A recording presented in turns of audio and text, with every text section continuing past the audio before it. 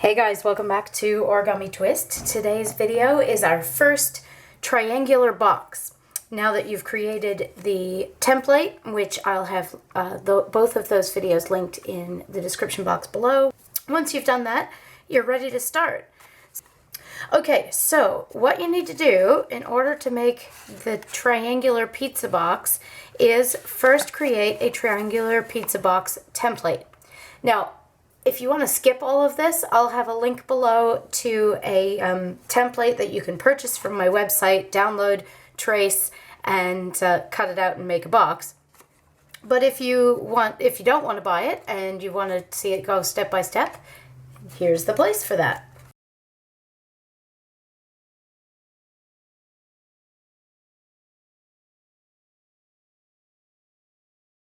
I'm going to trace around the outside of that rectangle. Then you put your triangle template down and trace around that. And then on the other side here, you're going to trace around your 1 by 4 inch rectangle.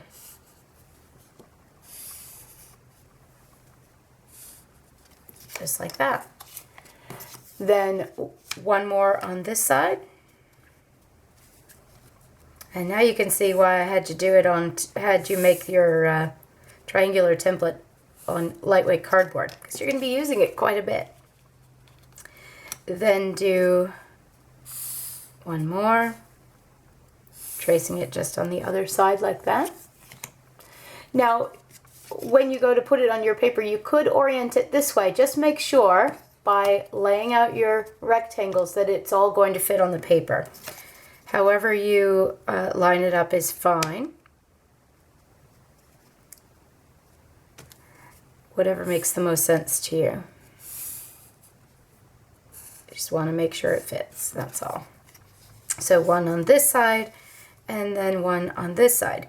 And now you can see you've got the skeleton of your box. You can probably, if you've done pizza boxes before, you can see those are the top and bottom, and then you've got the sides and the back, the spine of your box.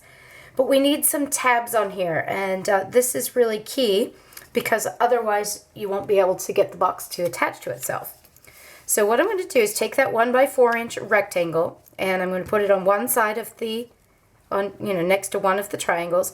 I'm going to slide it out about 1/2 to 3/4 of an inch.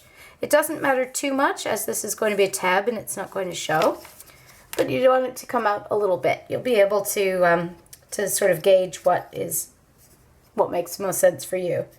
Then I'm going to come over here and do the same thing. Again, you need to make sure that it all fits on your cardboard. So I've got one coming out one end, one coming out the other end, and now we need to work on the middle. So there's your rectangle in the middle. You slide it out to the side, trace around, and then slide it out to the other side and trace around.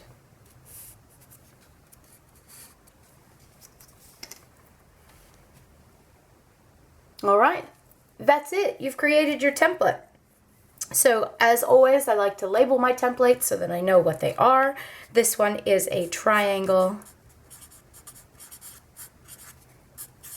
pizza box,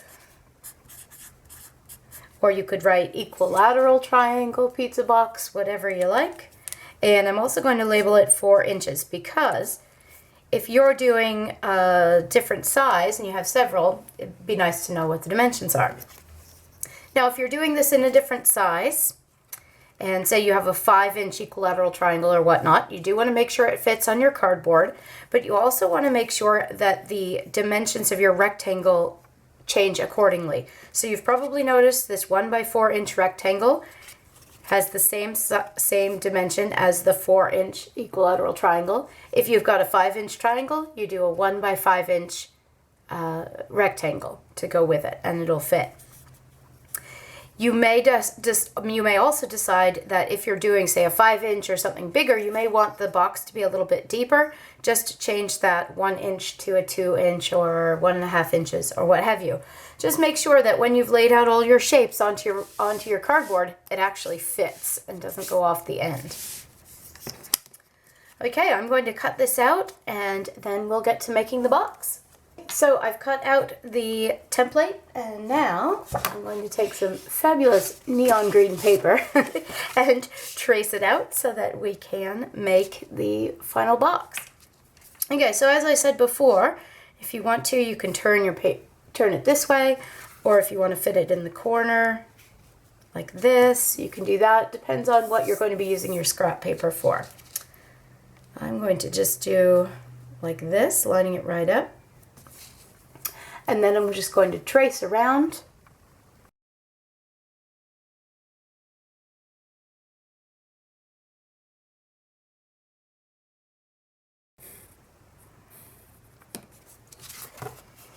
Bring it up so you can see the lines. I've just traced around the template. And now I'm going to cut it out.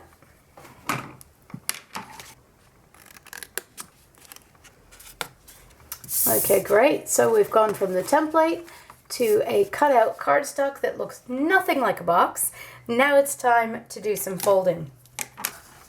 If you happen to have a paper trimmer, that will be really handy for this, because I'm about to make some score marks along all of the points where there are lines here that aren't on the outside of the template. So here, here, all of the tabs.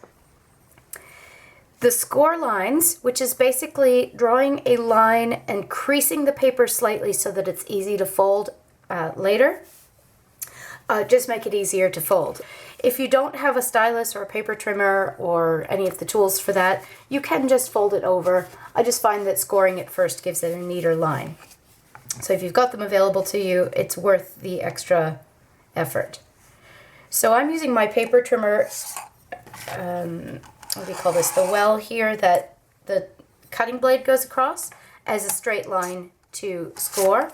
You could also take your stylus with a ruler and just line the ruler up. Actually, I might do that. Line the ruler up and drag your stylus across it to give it a bit of a crease, and then that's going to help you fold your line much easier. There you go. So you do that for each of the places where you're going to need a fold.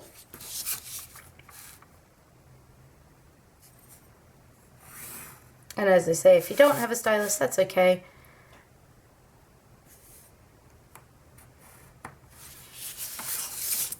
You can certainly just do it by eye.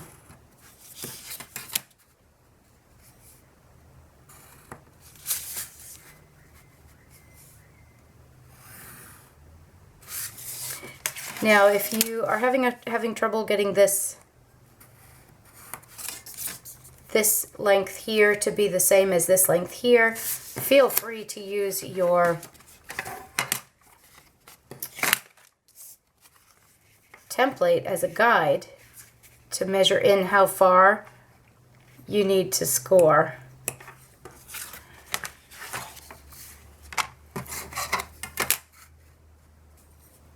So that it's accurate, okay? That's what the template's there for. All right, a couple more.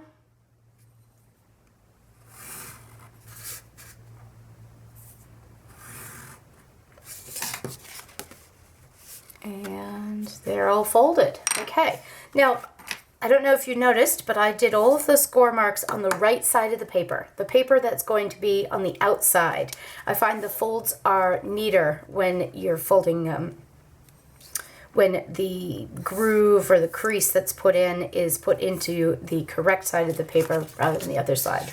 It's not going to matter too much, but the slight little details make for a neater finished object, in my experience.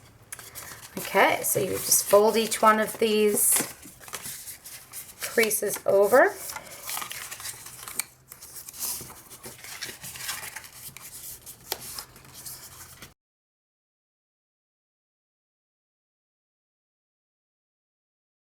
Now, I have some double-sided adhesive here. If you don't have double-sided adhesive, it's perfectly okay to use glue.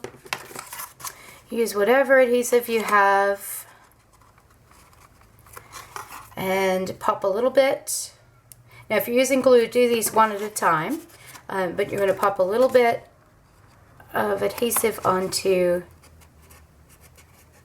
each tab.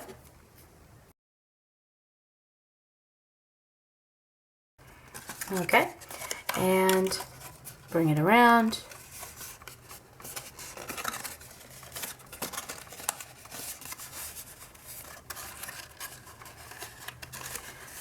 Now, I don't know if you can see this, but I've got a little bit of a gap here. That's happening because I used the Sharpie. So when I cut out the template, it ended up being a little bit thicker. If you use a pencil to do yours, you shouldn't have that problem. See, I used a pencil on this one, and it doesn't have that extra piece. But even if you get that, it's not a big deal. It's easily, you know, trimmable. You can just trim it up with a pair of scissors to make it if it's bothering you.